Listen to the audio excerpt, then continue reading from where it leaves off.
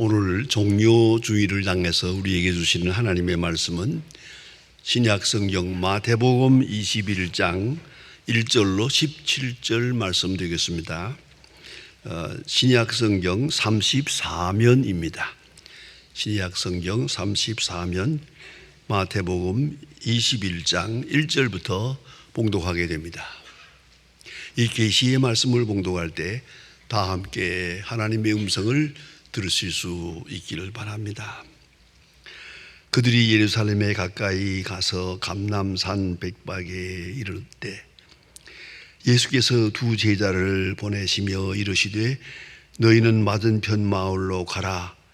그리하면 곧 매인 나귀와 나귀 새끼 함께 있는 것을 보리니 풀어 내게로 끌고 오라.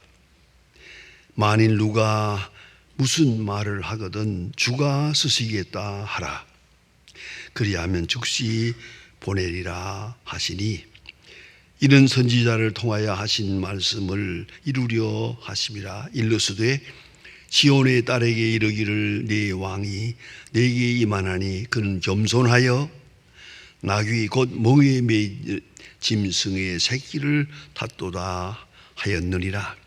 제자들이 가서 예수께서 명하신 대로 하여 나귀와 나귀 새끼를 끌고 와서 자기들의 겉옷을 그 위에 얹음에 예수께서 그 위에 타시니 무리의 대다수는 그들의 겉옷을 길에 펴고 다른 이들은 나뭇가지를 베어 길에 펴고 앞에서 가고 뒤에서 따르는 무리가 소리를 높여 호산나 다윗의 자손이여 찬송하리로다.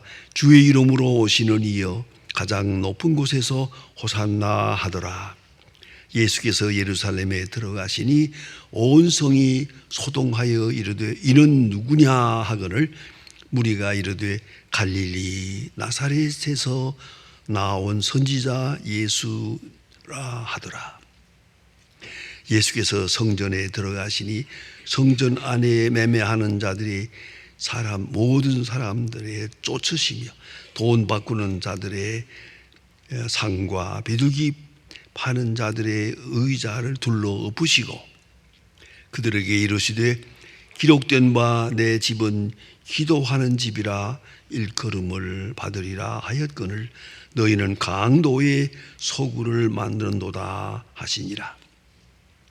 맹인과 저는 저들이 성전에서 예수께 나오매 고쳐주시니 대제사장들과 서기관들이 예수께서 하시는 이상한 일과 또 성전에서 소리질러 호산나 다윗의 자손이여 하는 어린이들을 보아 노하여 예수께 말하되 그들이 하는 말을 듣느냐.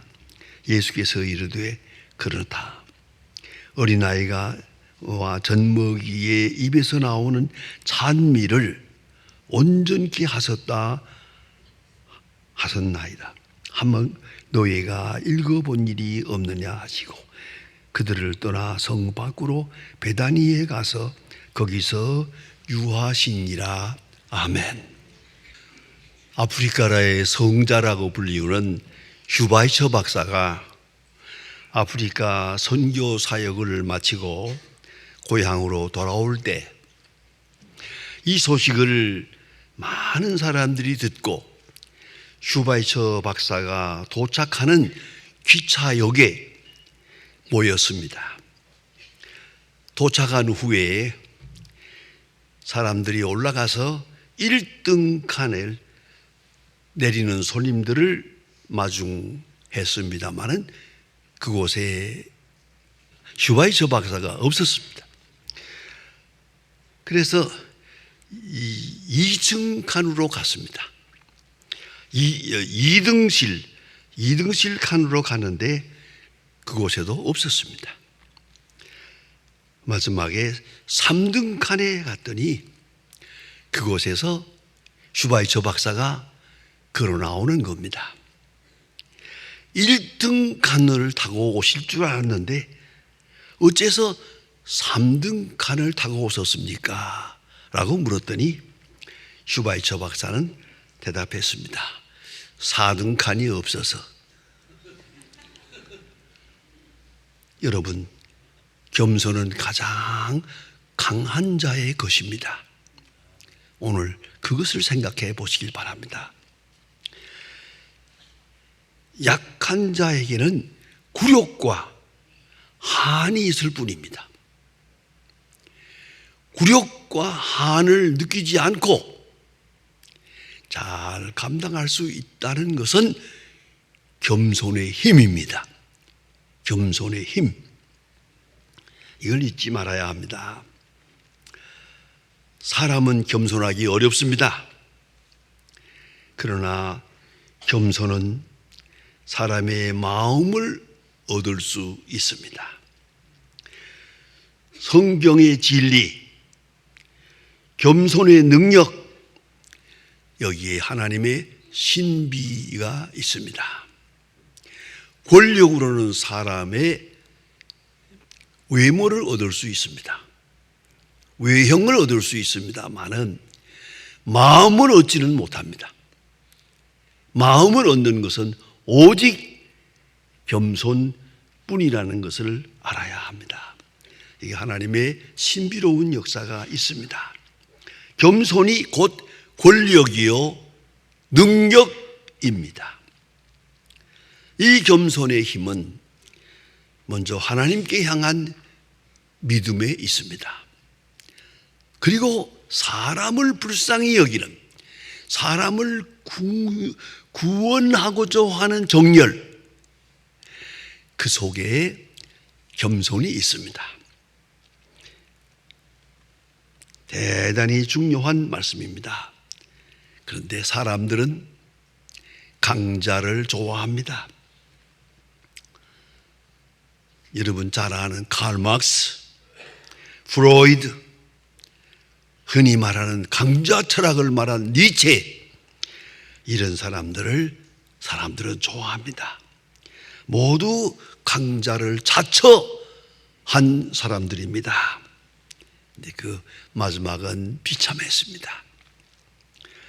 유명한 사람, 내 사전에서 불가능이란 말은 없다, 내 사전에 불가능은 없다 라고 외치던 나폴레온, 그는 비참하게 세인트 헬레나 섬으로 종배를 가서 비참한 일생을 마치게 됩니다. 현재의 모든 사람들은 반겸손 시대입니다. 반겸손 시대. 그래서 자기 PR을 좋아합니다. 나타내기를 좋아합니다. 알면 아는 것, 가지면 가진 것, 하면 할 수 있는 것, 뭔가 자기는 남보다 더하다, 더 낫다, 더 우월하다, 더 강하다, 그거를 과시하고 자랑하는 그런 세대에 우리가 살고 있습니다. 그 속에서 우리가 참 힘, 겸손을 배워야 합니다. 오늘 본문에 보면 예수님께서 겸손한 왕으로 예루살렘에 입성하시는 것을 볼 수가 있습니다. 오늘 성경 말씀에 있는 대로 나귀 새끼를 타고 입성했다. 그건 겸손의 상징이다. 겸손이다. 겸손한 왕으로 군림하고 계십니다. 빌립보 2장 7절 여러분 잘 아시는 대로 보면 하나님과 동등됨을 취할 것으로 여기지 아니하시고 자기를 비어 에케노센, 비어, 겸손의 본질입니다. 비어 종의 형체와 같이 되어 죽기까지 복종하셨다. 이것이 사도 바울이 말하는 기독론입니다. 문제는 겸손입니다. 겸손한 왕으로 오셨습니다. 겸손한 왕을, 그걸 상징하는 것이 바로 나귀 새끼를 타고 예루살렘에 올라가신 사건입니다. 마태복음 16장에 보면 베드로가 신앙 고백을 합니다. 예수님께서 물으시기를 너희는 나를 누구라 하느냐? 베드로가 말합니다. 주는 그리스도시요 살아계신 하나님의 아들입니다 라고 고백을 할 때 예수님이 크게 칭찬하시고 베드로에게 내가 내게 천국 열쇠를 준다, 이런 귀한 영광의 시간이 왔습니다. 그러나 예수님은 이런 귀한 말씀을 하고 바로 이어서 인자가 십자가를 져야겠다. 분명히 만왕의 왕이신데 바로 십자가를 져야겠다. 주는 그리스도시요 살아계신 하나님의 아들입니다. 그래요. 그런데 바로 십자가를 지시겠다고 말씀하시니까 베드로가 어이가 없어서 아마도 정신이 혼미했을 거예요. 어찌 이럴 수 있나? 그래 베드로가 말합니다. 절대 그런 일이 없겠습니다. 그럴 수가 없습니다 하고 만유합니다. 예수님께서 단호하게 사탄아 너는 내 뒤로 물러가라. 너는 나를 넘어지게 하는 자로다. 내 제자가 되려면, 나를 따르려면 자기 십자가를 지고 자기를 부인하고 나를 쫓을 것이니라 라고 예수님께서 말씀하고 계십니다. 여러분, 예수님은 겸손한 왕입니다. 그걸 잊지 말아야 합니다. 십자가를 지십니다. 그만큼 겸손했단 말입니다. 겸손한 왕, 그 뜻을 잘 이해해야 할 것입니다. 구약 성경에 보면 사울이라는 사람이 있습니다. 사울이 남보다 더 크고 늠름한 사람이었답니다. 그래서 그가 이스라엘을 대표하는 왕이 됩니다. 겸손했습니다. 왕이 된다고 하니까 도망가서 두지 뒤에 숨어댔습니다. 그렇게 마음이 약하고 겸손한 사람이었는데 왕이 됐습니다. 교만해졌습니다. 그때 사무엘 선지가 심판합니다. 왕이 겸손할 때 왕을 만들었습니다. 교만했기 때문에 이제는 왕의 지위에서 내려와야 됩니다. 심판하고 계십니다. 왕의 위가 이어지지 않을 것입니다. 이렇게 심판하는 걸 볼 수 있습니다. 이것입니다. 겸손입니다. 겸손한 왕이 호산나 만세를 들으면서 나귀를 타고 입성을 하고 있습니다. 상상을 해보세요. 많은 사람들이 호산나 호산나 부릅니다. 어린아이들이 따라오면서 부릅니다. 그리고 옷을 벗어서 길에다 펴니다. 그리고 예루살렘 성전을 향하여 올라가시는 모습을 봅니다. 호산나 호산나, 얼마나 굉장합니까? 놀랍지 않습니까? 이러한 퍼레이드가 있었습니다. 그런데 너무나 어이없는 일이 있습니다. 예루살렘에 있던 고관들, 제사장, 바리새교인, 이 고관들이 나와가지고 이거 웬 소동이냐, 웬 퍼레이드냐 하고 이렇게 위험한 말로 저들을 협박하게 될 때 그 대답이 너무 마음에 안 듭니다. 갈릴리에서 온 선지자입니다. 이거 뭡니까? 갈릴리는 저 먼 지방입니다. 갈릴리에서 온 사람들이 시골서 서울 올라와 가지고 지금 퍼레이드를 하고 있습니다.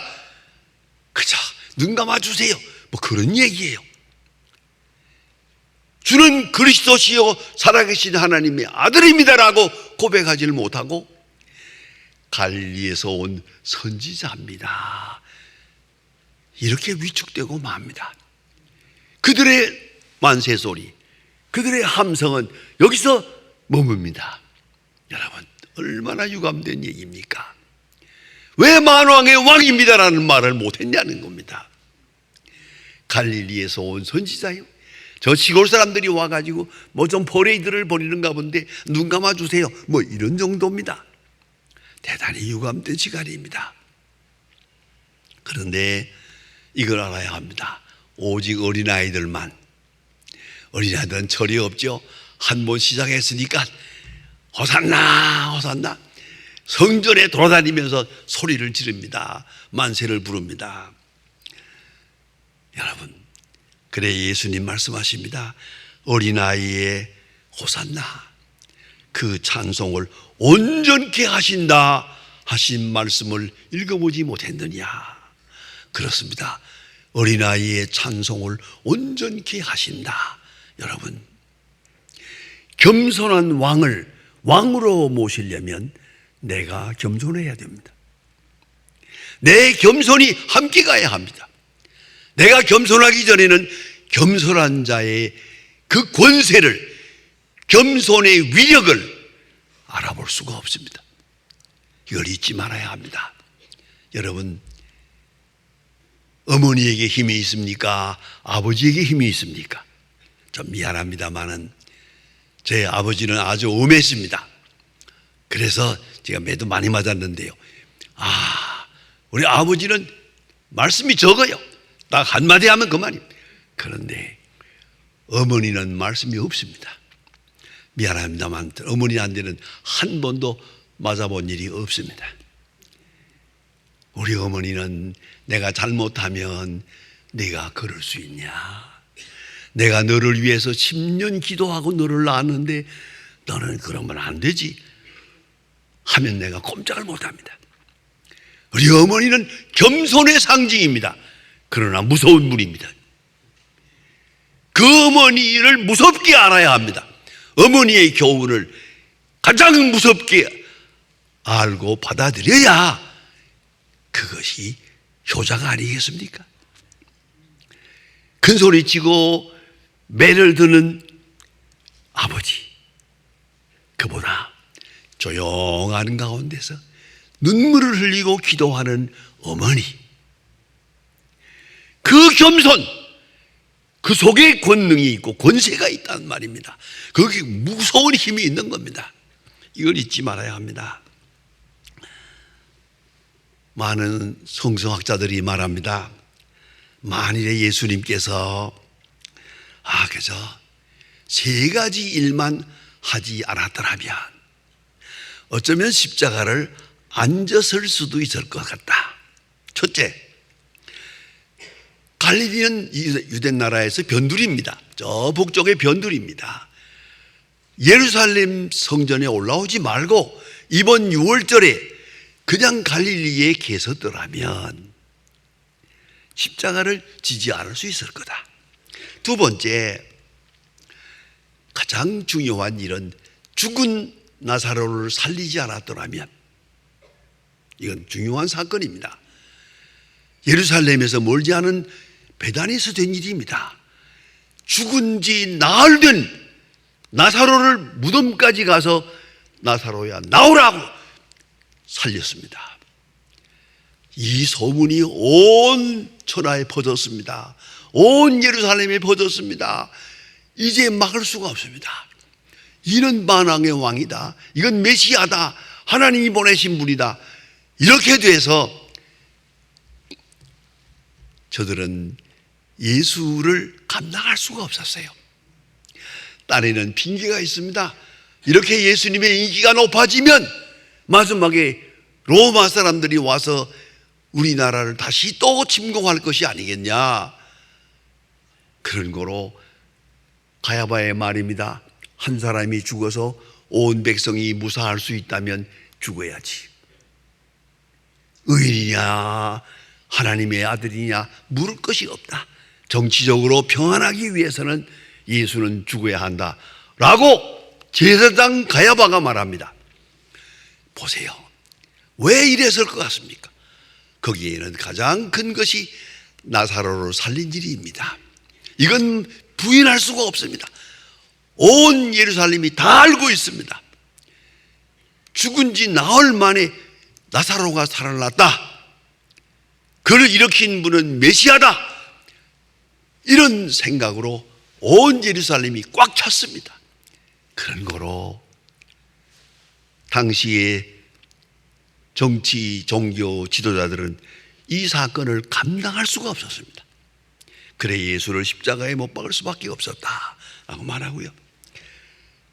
또 하나는 오늘 본문에서 보는 바와 같이 그저 조용하게 지냈으면 좋았을 걸 왜 이 호산나 파레이드를 벌였나? 호산나 만세 이 사건 때문에 예수를 십자가에 못 박을 수밖에 없어요. 온 군중이 예수를 왕으로 모시니까 이제는 정치적으로 바뀐단 말이에요, 의미가. 그래서 예수를 십자가에 못 박을 수밖에 없었다라고 학자들은 이 세 가지 이유를 들어 말하기도 합니다. 여러분 깊이 생각해야 합니다. 호산나 하는 말은 우리 만세라는 말과 좀 다릅니다. 우리 만세라는 말은 만년 사십시오 하는 말의 뜻입니다만은 호산나는 호사나 이 히브리 원문의 뜻은 오늘 우리를 구원하소서. 당신은 구주입니다. 당신은 구세주입니다. 오늘 우리를 구원하소서. 그 뜻이 호산나입니다. 호산나, 호산나. 자, 이렇게 될 때